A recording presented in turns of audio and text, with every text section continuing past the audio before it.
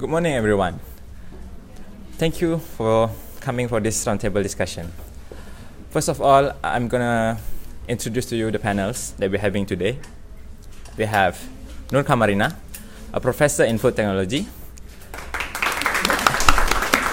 We have Nik Nur Hidayah, who heads up the regulatory department. And we have Hilma Aini, who currently the managing director of Rahim's Holding. The topic that we're going to discuss today is the issue, challenges, and prospect in halal food ingredient. So I'm sure you're all curious and interested about what is halal food ingredient. And are pork-free labels really certified as halal product? So I think this question is best answered by Nik Nur Hidayah. So Hidayah, if you please. Okay. Thank you to our moderator. To simply understand what is halal food or halal ingredient is all came whether the food is permissible or not permissible for the Muslim. While labeling pork free is not an offense, but marketing the product as halal product is. Pork is not the only thing that is not permissible, and pork free label does not bring any implementation to its halal status. Upon a halal certification request, JAKIM will inspect all the entire premise, checking for any possible contamination. And the most important here, this activity will be conducted with highly experienced panel. So, a product with halal logo produced by JAKIM is known for its reliability and trustworthy. For your information, Malaysia has been regarded as a #1 halal food hub in the world. This opportunity making the halal certification recognized in all the Muslim countries. Okay, well, that gives a crystal clear picture on what halal food ingredient really is. Going on to the next topic, we're going to talk about the issue of chocolate product being contaminated with traces of pig DNA. So, I think Kamarina has great thoughts to put in. Thank you. Okay, Yes, actually I have been studying regarding this matter. The chocolate bars were tested randomly off the shelves from the northern states of Kedah and Perlis and were confirmed to contain the traces of porcine. The Health Ministry also had confirmed that the DNA porcine the Health Ministry had confirmed that the traces of porcine contained in Cadbury Dairy Hazelnut and Cadbury Dairy Rose Almond, following a rumor on social media that the products contain non-halal elements. The samples from 2 types of chocolate out of 3 are being analysed and tested to be positive for porcine DNA. However, the latest periodical checks on 2015 has shown that the products complied with the halal certification standard after going through a very strict procedure. So regarding this case that I have mentioned, I think the main cause behind this product's contamination may be due to the equipment used, processing method, or the effect of the food ingredients that are being used. For example, emulsifier. As we know, gelatin that is being extracted from porcine seem to be low in cost compared to the gelatin that is being extracted from bovine. And I think these 3 possible reasons that I have mentioned may be the one that declared or that make the products to contain the traces of porcine. Thank you, Kamarina. It seems there's a lot to consider when checking for halal compliance. Now, I think the audience will be curious about what's the impact on the company. So I think as the expert in business strategy, Hilma have a great thoughts to put in on what's happened to the company performance and so on. Okay, from my side, this controversy will affect the marketing of this product, and customer treated to boycott it altogether. This make overall sale decline for entire range of Cadbury product, especially in Malaysia, according to the Halal Industry Insider. Cadbury's bottom line may be affected for a very long time. Besides, there are some company never fully recover till today after having a similar controversy and will tend to bankrupt. Such is the power of halal in Malaysia. It can make you but it also can break you.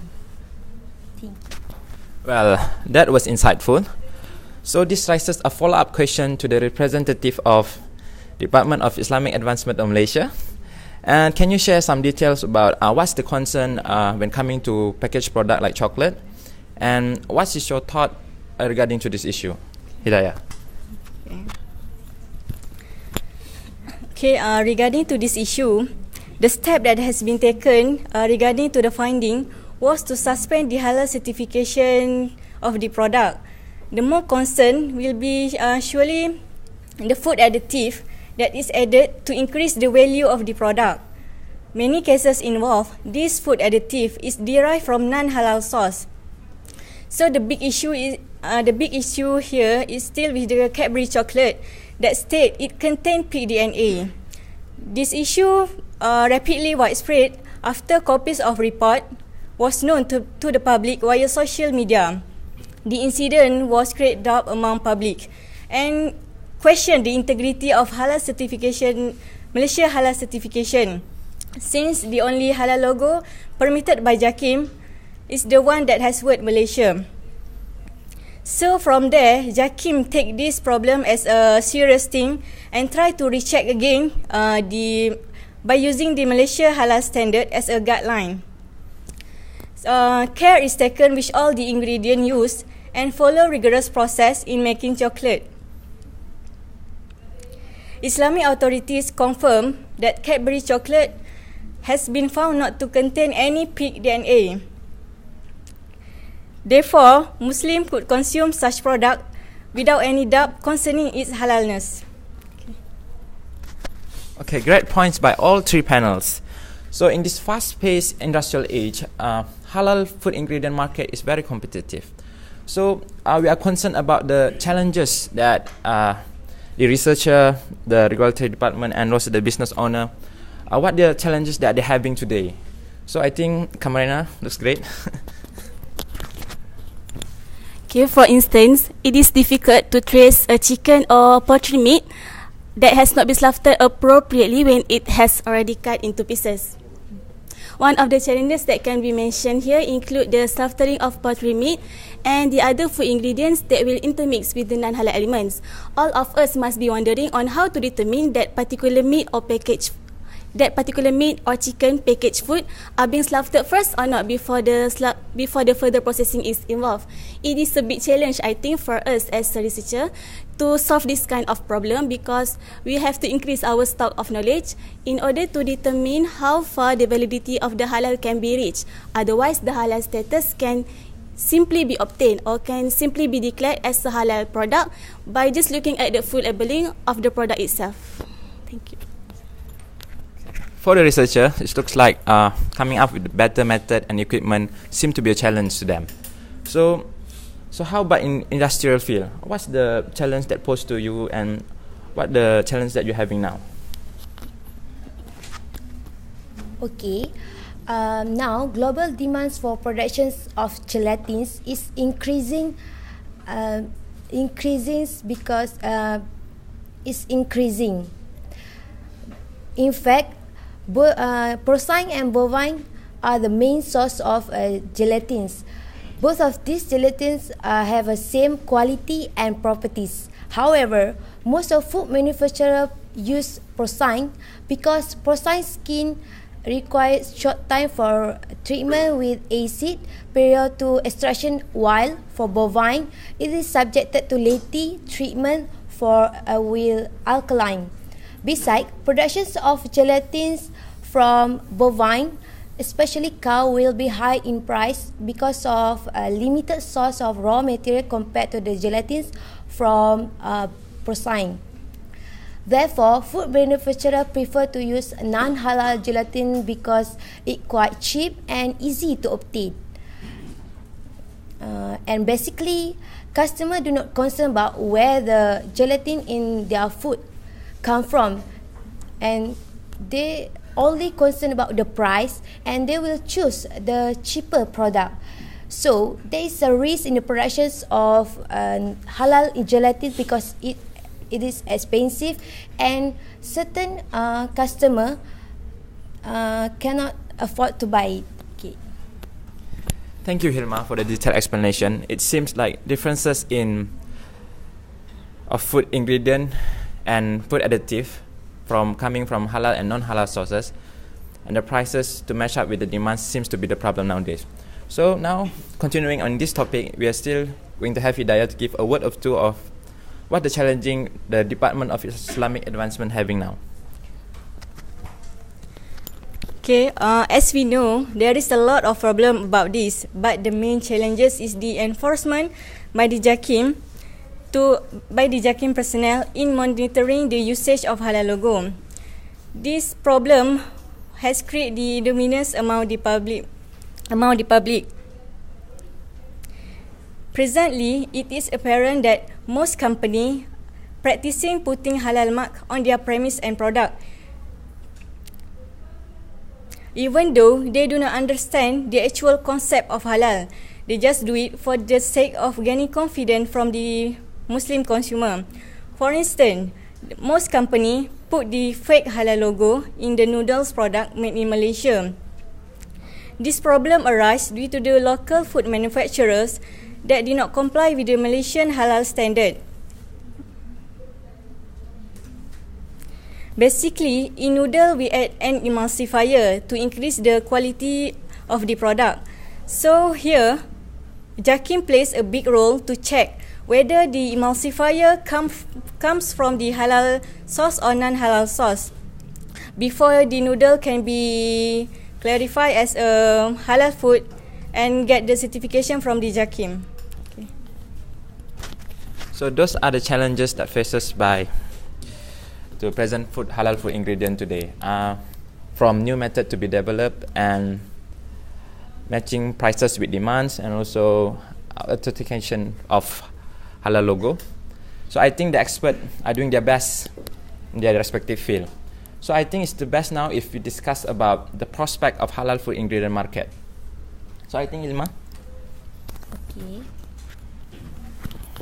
Okay. As a food manufacturer, we have a high chances in the productions of halal food around the world. This is because of the populations of Muslim nowadays increase gradually. In fact, we can see that Muslim and people who are prefer to eat halal food are always traveling around the world due to the modern transportations. Therefore, we will able to profit if we sell halal food from halal ingredient in overseas or produce frozen food for them. For example, in Tokyo, a few years ago, this country started saying Muslim travelers from Southeast Asian country taking off. Nearly 271,000 Indonesians traveled to Japan in 2016 and more than 394,000 Malaysians arrived last year. Now, similar interest in Japan from United Arab Emirates, Saudi Arabia and other Middle Eastern countries are growing. It is evident that Japan have an increase in Muslim tourists, and they will have high demand in especially in terms of food. And Malaysia aim to be a global halal hub by 2020, with the country having comprehensive ecosystem for the halal industry development agenda. And besides, Japan plan to expand their halal business to Europe. Therefore, Malaysians have an abundance of opportunity once successfully again access to. Automatically, my company have a bright future in the productions of halal food later. Wow, we do expect such confidence from the managing director of Brahim's Holdings. It seems to me like the halal food ingredient market is expanding across the globe. So my last question is the same question towards Noor Qamarina. So what do you think is the next big thing in helping the projection of halal food ingredient market?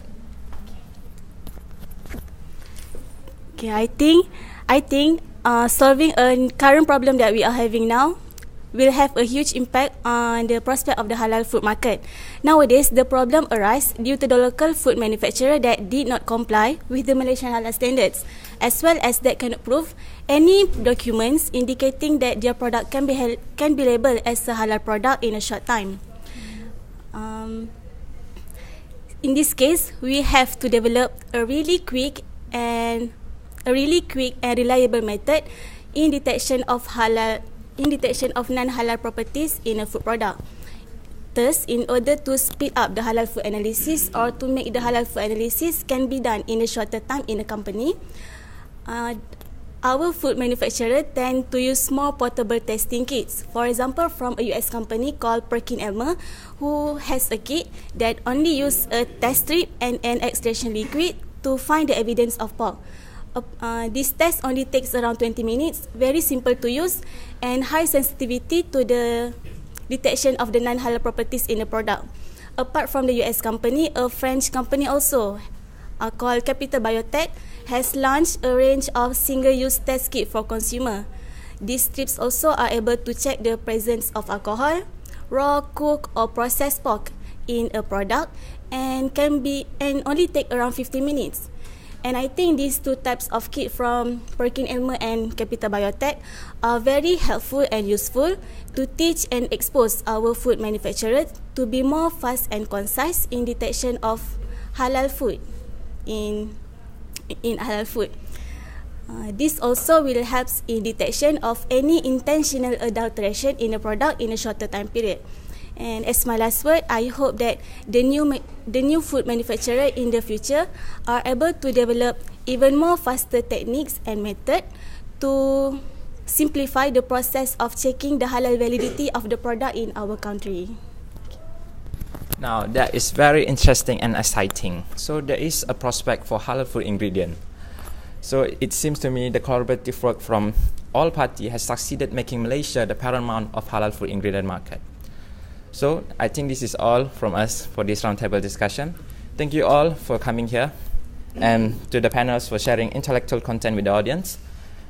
That's all we're having now. Thank you. See you around.